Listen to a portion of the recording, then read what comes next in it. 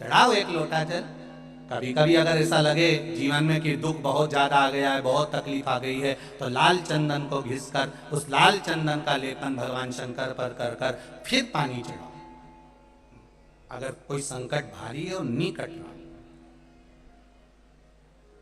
जैसे किसी नारी का गर्भ नहीं ठहर रहा, 15 साल हो गए, 20 साल हो गए, 25 साल, जैसे इसने लिखा एक माता ने कि 18 साल की बेटी हो गई थी पर संतान में पुत्र नहीं, तो उसने भाव से कथा सुनी। इसे आपके भीतर अगर 20 साल हो गए, 25 साल हो गए, 30 साल हो गए, संतान का सुखी नहीं है, लाल चंदन का लेपन बाबा भोलेनाथ पर करना प्रारंभ करो। पीठिका पर लाल चंदन का लेपन करना प्रारंभ करो। लाल चंदन से बाबा का श्रृंगार करना प्रारंभ करो। एक बेलपत्री पर लाल चंदन, दोनों पत्ती नीचे वाली, जो नीचे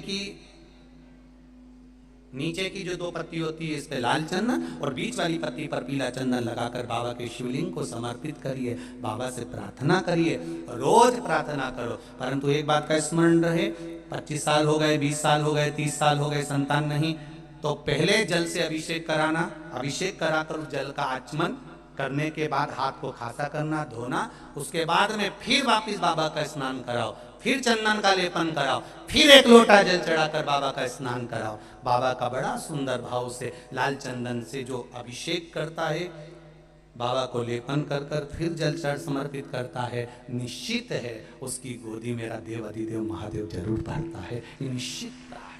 हम तो बेटियों से भी कहते हैं, जिसका विवाह नहीं हो रहा हो, 25 साल, 30 साल, 27 साल, 28 साल, 32 साल, 40 साल हो गए हो, नहीं हो रहा हो बेटा बेटी का विवाह, उसे लाल चंदन का प्रयोग अशोक सुंदरी वाली जगह पर 7 बिंदी लाल चंदन की लगाकर 7 बेलपत्र 7 बिंदी पर रखिए और महाराज अपनी कामना कर कर भगवान से आइए, बाबा देगा, करेगा, 3-4 महीने में विवाह पक्का करेगा। ये लाल चंदन की महत्वता है शिव तत्व।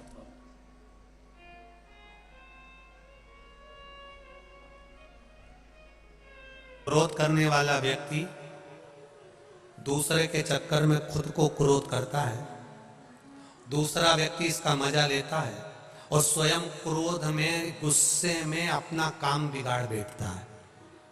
दूसरा व्यक्ति इसका मजा ले रहा है। क्यों करना क्रोध?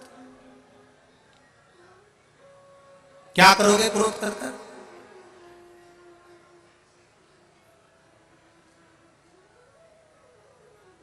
जिस समय क्रोध आए, थोड़ी देर भगवान की भक्ति का रसतत्व ग्रहण करो। शिव मंदिर पहुंच गए, भगवान शंकर का गुणगान करा, स्मरण करा। कभी कभी हम हमेशा कहते रहे, आज फिर कह रहे हैं, कभी मौका मिल जाए, घर में अगर ज्यादा क्रोध हो रहा हो, चिड़चिड़ प्रवृत्ति हो रही हो, क्लेश ज्यादा हो रहा हो, तो एक बेलपत्र लो, इस बेलपत्र को शंकर भगवान के शिवलिंग पर चढ़ा दो, 5 जगह पर जल चढ़ाना प्रारंभ कर दो। जैसे ये शिवलिंग है, ये जलाधारी है, जलाधारी के बीच में अशोक सुंदरी है, राइट में गणेश, लेफ्ट में कार्तिकेय हैं। जहां पर शिवलिंग रखा हुआ है वो पार्वती जी का स्थान है। ये शिवलिंग ऊपर से जो बूंद बूंद पानी जलाधारी से टपक रहा है, वो शंकर भगवान की 5 लड़कियां हैं, जया, विषहरा, शामरीवारी, दौतली, देव।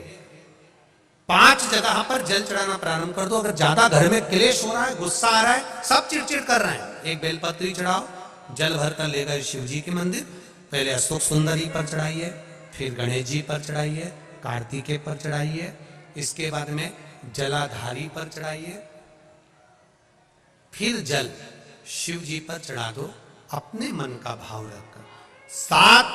5 मिनट बैठ गए, शिव मंदिर में शंकर भगवान के शिवलिंग का स्पर्श करा, स्पर्श कर कर वही हाथ को लेकर अपने घर पर आ गए।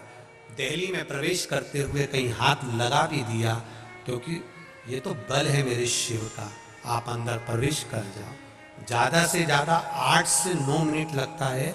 घर में कितना भी क्लेश चल रहा होता है, अपने आप 9 मिनट 10 मिनट के अंदर शांत हो जाता है। क्रोध की शांति भी मेरा शिव है।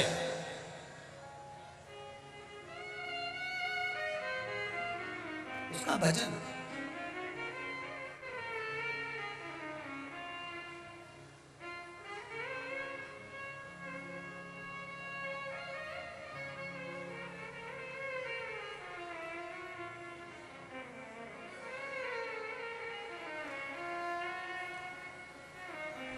वो बस उसका स्पर्श मात्र हो गया तो हमारा कल्याण हो गया, स्पर्श मात्र से।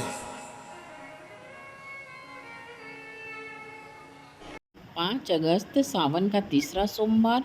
इस दिन आप लाल चंदन का उपाय कर सकते हैं। संतान प्राप्ति के लिए और जल्दी विवाह के लिए यह प्रयोग करें।